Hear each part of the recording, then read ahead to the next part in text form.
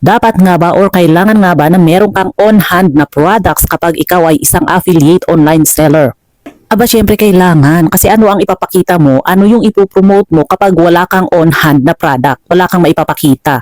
Hindi naman pwede na sticker lang or picture lang ang ipapakita mo kasi siguro magwo-work pero not all the time. Mas maganda pa rin meron kang on-hand product na ipapakita mo dun sa audience mo.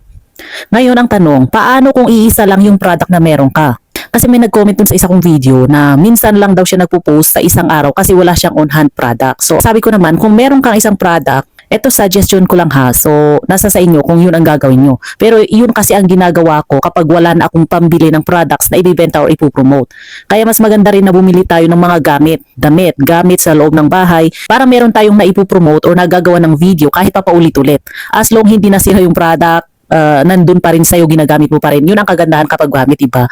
Kaya sa mga new affiliate, kung sa palagay nyo kailangan meron kayong on-hand na product bago makagawa ng video, tama naman yan. Pero kung sakali man, iisa lang yung product na meron ka, nagtitipid ka, wala ka munang pambili ng marami or iba pang products na gusto mong i-promote or ibenta, gawan mo ng maraming video yung iisang product na meron ka. Basta gamit yan, maganda, maayos tingnan sa video, diba?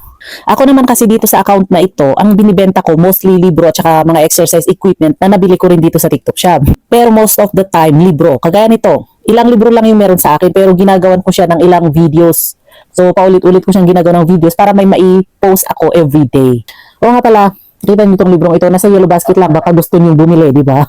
Kung wala kayong maisip na idea kung ano kaya ibibenta mo na gamit na pwede mong gawa ng paulit-ulit. O ito na lang.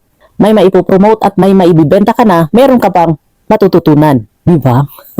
Yun naman ang kagandahan kapag libro ang promote or binenta mo. O kaya naman gamit, damit, ganoon. Kung ano yung hilig mo na ginagamit mo na binibili mo rin online, yun na lang. Kahit gawan mo siya ng 3 video sa isang araw, 4 na video sa isang araw,